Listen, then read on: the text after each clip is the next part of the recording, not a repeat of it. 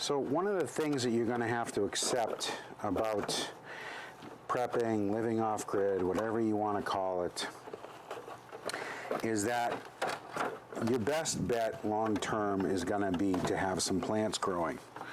Now, I'm not one of these people who says, just live off the land, plan to live off the land, you know, whatever you can shoot or grow.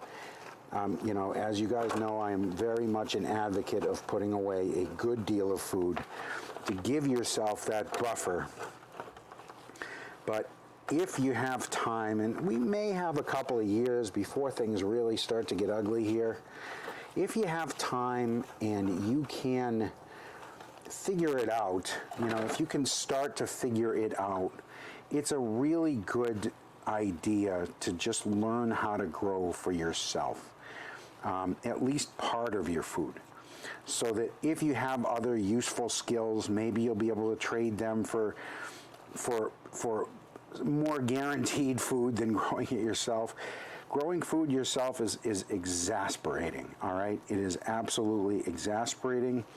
It is constant problem solving. I used to have an organic farm in western Massachusetts in the foothills of the mountains there, and I had to figure all this out myself. Nobody taught me anything. So I got all of my knowledge from books. So one of the books that I learned from, an organic farming book early on, and I'm not a proponent of organic, not at all. Some 10-10-10 fertilizer is a lot easier than composting, you know, manure or chicken, you know, chicken poop or all the other stuff I did over the years, all right? So it's just, you just may not be able to get that. So coming from an organic perspective is fine. But you really do have to learn the process of gardening, especially if you're in a freeze-off zone. If you're in a place that does freeze, then you're going to have to figure out how to do all this stuff. And the first thing that you should start with are, of course, seedlings. Now, I'm recording this in April. I'm a little bit late because most plant outs are within, I don't know, within 2 or 3 weeks of now. I'm towards the end of April now. So your plant outs for even the Northeast is probably around May 15th for danger of freezing. Although right now in Iowa, they are unable to plant their corn because it is freezing, which really stinks. So you really need, if you're going to be planting vegetables, if you're not going to be planting fields and fields of food, and you're just going to be doing a small, you know, acre or 2 acre or something like that kind of operation, even if it's a 10 by 10 patch, you should start your seedlings early. And don't believe anyone that tells you that direct seeding into the ground is better. For maybe in the South it's better. It may be more viable. There may be no advantage in the South to it, but if you're anywhere where it freezes, you really need to start your seedlings early. I used to start my seedlings in January, and some of them got pretty leggy, you know, I mean, some of them really got pretty leggy, and I would just honestly just bury them deeper. And I was able to grow 2-foot watermelons in western Massachusetts when everyone told me that was impossible. I did all kinds of stuff that was impossible because I had soil, I had great soil, and I was willing to experiment. You know, I had bought an old cow pasture, so it had been composting itself for decades. There had been no cows in there for decades, and between the blowdowns and the years of manure and blowdowns and being compacted by the cows, it was great black soil. Not so much here in Florida. Here in Florida, you really need to gain a lot of knowledge before you're going to grow anything here, and I mean a lot of knowledge. If you are in Florida, I highly recommend books by David the Good. David the Good is the author on Amazon. Okay, it will save you a lot of heartache. There is stuff in Florida, even South Florida, that you can grow year-round. Some root vegetables and stuff that will keep you alive, and you will not waste your time beating your, beating your head against the wall trying to grow tomatoes, because they don't grow here, okay? Someone may tell you they grow here. Some parts of the state, if you plant in November, they may grow here, but the rest of the year, they don't grow here. And the pests, the tomato hornworms, all that stuff is pretty intense. So what you're seeing me use right here is a soil blocker, okay? And this is why I decided to do this, because this is a tool that back when I was doing this in the early 2000s was a very exclusive tool. There really was only one company in the world that make them. They're in England. This is my original soil blocker. And the theory of the soil blocker is that instead of using like plugs, either plugs or trays that have walls to the blocks, that the roots, instead of winding around in a starting, in one of those starting discs, or coming to the wall and hitting the wall and kind of rebounding off the wall with a cell, that there's no wall. That the roots kind of get to the edge of the soil block and they wait.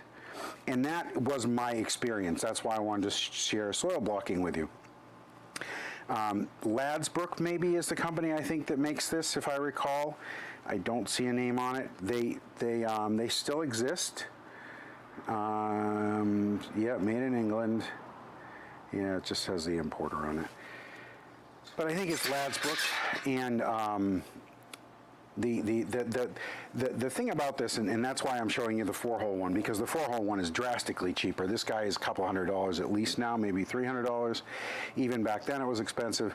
The theory was you slam it into the dirt and then put it in your tray and pop it out, right? But that isn't the way it works. The way you just saw me doing that, of pressing dirt into the blocker, that's how it works. You press it in, and then you slowly, gently push it out. The mix I'm using, all right, this is pretty important, is that if you're going to start seedlings, don't use a regular growing dirt. Don't buy a growing dirt. Get some kind of seed starting mix. I have the Burpee here, and I have Jiffy here. They're both available in Walmart. And the reason for that is that, for one thing, they're not nitrogen heavy. Okay, nitrogen will burn your seedlings. And the other thing is that they're very airy. You see the white flecks in there. And there's peat moss in there. There's vermiculite, I think that's called, and peat moss, and it's just a very airy kind of mix, which is what seedlings need. Now, if you buy this guy, okay, and I will put a link to this because I made sure that I could get them before I showed you a product. I'm not going to do the unboxing. I did the unboxing before and I didn't have my audio on, so I said the heck with it and I just started making blocks. This guy, I'm going to take him apart, okay? It's a pretty self-explanatory tool if you know what the components are. These do come separate, okay? They come in the box separate like so. And they don't come with any of these nibs on the blocks, on the pressers, okay? So there's 3 different kinds of nibs. And the nibs, if you're gentle with them, they are plastic, so you have to be very gentle with them. But they do come on and go off very nicely. This is a great product, copied by the Chinese, of course. But there's something about the nibs that I'd like to show you. That nib that's on there is the long nib, okay? I don't remember what the real name for them are. But it comes with 2 other sizes, okay? One is a short one for like tomatoes, lettuce, that kind of stuff, small seeds. And the long one that I just showed you is for larger seeds like squash, watermelon, that kind of stuff. And then they give you this block, okay? Now the block is actually pretty important if you're going to be doing a large operation. I used to have a seed starting, I had an unheated basement when I was in Massachusetts. I actually had a house that was built in the 1700s.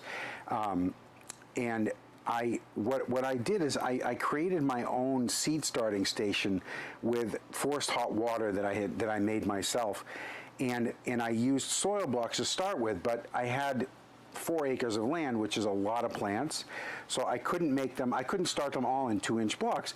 The same company, I think, like I said, I think it's called Ladsbrook, and they are available out there. They make a 1 centimeter blocker, okay, that is just enough to start a lot of small seeds like lettuces and tobacco and eggplants and tomatoes, that kind of stuff. You can start zucchinis in them, but it's not, it's meant for the small seeds. And then that in turn, once you're firmly rooted there and you've got a nice hard, you've got a nice thing, then you pop it into the 2-inch block, which you can see on my original blocker. That's the system that I was using back then, okay? So this hasn't been used in 20 years. I just happen to carry it with me. I have no idea why.